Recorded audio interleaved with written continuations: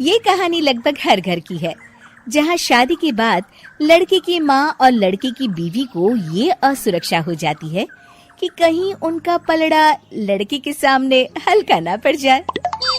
ऐसे में चालाक बहू सास को कैसे देती है जवाब, चलिए देखते हैं इस कहानी में। सौम्या और उसकी सास एक दूसरे से जलन की भावना रखती। दोनों के बीच सिर्फ कंपटीशन था कि आखिर शेखर है किसका। शेखर यानी सौम्या का पति और कंचन बहन का बेटा। एक दिन सौम्या अपने कमरे में शेखर से फोन पर बात कर रही थी। हेलो शेखर, मैं ना आज सारा दिन घर का काम काज करके थक गई हूँ। क्यों ना शाम को किसी क्लब में चले? Okay baby. कमरे के बाहर कंचन बहन सौम्या और शेखर की सारी बात सुन लेती हैं। बड़ी आई मेरे बेटे को लेकर क्लब जाने वाली। शाम को तो वो मेरे साथ मंदिर जाएगा।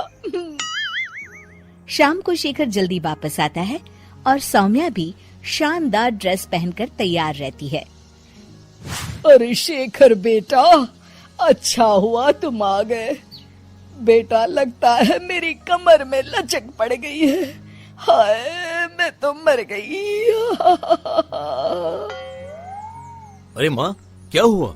मेरी तो सौम्या से बात हुई थी, उसने तो मुझे कुछ भी नहीं बताया। तभी शॉर्ट चमकीली ड्रेस में फुल मेकअप में सौम्या वहाँ आ जाती है। सौम्या, तुमने ये क्या हाल बना रखा है? माँ की कमर लचक गई है। जल्दी चलो, हमें माँ को डॉक्टर के पास ले जाना है। लेकिन माँ अभी कुछ देर पहले तो ठीक थी। हाँ, मैं तो नखरे कर रही हूँ ना। नहीं माँ, सौम्या का ये कहने का मतलब नहीं था। चलो, हम अभी डॉक्टर के पास चलेंगे। सौम्या परेशान सी माँ की तरफ देखती है। शेखर माँ को पकड़कर कार की तरफ ले जाता है कि तभी कंचन सौम्या की ओर देखकर आंख मारती है। कंचन सौम्या की तरफ शरारती हंसी हंसते हुए कहती है, सौम्या बेटा, जरा खाने में कुछ चटपटा बना लेना। मैं शेखर के साथ डॉक्टर के बाद मंदिर जाऊंगी और हमें आने में देर हो जाएगी। शेखर और कंचन जैसे ही कार में बैठने जाते हैं, सौम्या वहाँ आ जाती है। शेखर, मुझे ना माँ की बहुत चिंता हो रही है। क्यों ना मैं भी आपके साथ चलूं? खाना मैं घर आकर बना लूंगी।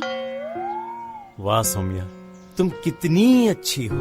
तुम्हें माँ का कितना ख्याल है। सौम्या कंचन की ओर देखते हुए, आखिर तुम्हारी माँ मेरी माँ भी तो है। अरे नहीं सौम्या बेटा, तुम परेशान ना हो। अरे माँ नहीं, सौम्या भी आपके ठीक होने तक परेशान ही रहेगी और उसका मन भी काम में नहीं लगेगा। चलो सौम्या, तुम भी साथ चलो। सौम्या पार्टी की ड्रेस में ही शेखर के साथ कार के सामने सीट पर सवार हो जाती है। कंचन रास्ते में कहती है, अरे शेखर, ये तो किसी चमत्कार से कम नहीं। क्या हुआ माँ? बेटा, मेरे कमर की लचक तो मानो गायब ही हो गई। सौम्या तो समझ चुकी होती है, लेकिन वो शेखर के सामने अनजान बन जाती है। माँ, ये तो सच किसी चमत्कार से कम नहीं। आपको तो ईश्वर का शुक्रगुजार होना चाहिए। शेखर, चलो हम माँ को सिविल लाइंस के हनुमान मंदिर ले जाते हैं। और देखिए ना, आज मंगलवार भी है। हाँ, क्यों नहीं। लेकिन सौम्या, मैं तो ऑफिस से सीधे यहाँ आ गया हूँ। मैंने तो हाथ मुंह भी नहीं धोए। मैं मंदिर कैसे जाऊंगा? कोई बात नहीं शेखर, मैं और माँ भगवान का शुक्रिया अदा कराएंगे। चलो अच्छा ही है, ये मेरे साथ रहेगी और मैं मंदिर के भी दर्शन कर लूंगी। रही बात शेखर की, तो अच्छा ही है। अगर वो मेरे साथ नहीं तो इस सौम्या की बच्ची के साथ भी नहीं रहेगा। मंदिर के बाहर काफी भीड़ देखकर कंचन और भी खुश हो जाती है। दर्शन करने में कम से कम 2-3 घंटे तो लग ही जाएंगे। माँ, यहाँ पर तो काफी भीड़ है, यहाँ काफी वक्त लगेगा। चलो यहाँ कल आ जाएंगे। नहीं बेटा, मैं यहाँ से हनुमान जी का शुक्रिया अदा किए बिना नहीं जाऊंगी।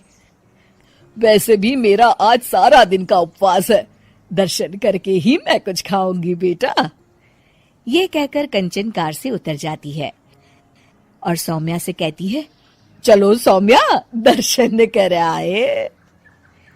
माँ, मैं तो आपको बताना ही भूल गई, मैं ऐसे कपड़ों में मंदिर कैसे जा सकती हूँ? अरे सौम्या, मैंने तो ध्यान ही नहीं दिया। ये कपड़े तो काफी छोटे हैं, मंदिर में पहनकर जाना ठीक नहीं रहेगा। और बिना दर्शन किए माँ कुछ खाएगी नहीं। अब क्या करें? अरे करना क्या है, माँ दर्शन कर ले, हम यही कार में माँ का इंतजार करेंगे। माँ, आप मंदिर में दर्शन करें, तब तक मैं और सौम्या पास के होटल से कुछ खाकर आते हैं। और हाँ, आपके लिए भी पैक करवा लेंगे। फिर क्या था, निराश चेहरा लिए कंचन मंदिर चली जाती है। सीख, चालाकी उतनी ही अच्छी है जिससे किसी को नुकसान ना पहुंचे, वरना कभी कभी ज्यादा चालाकी नुकसान का कारण भी बन जाती है।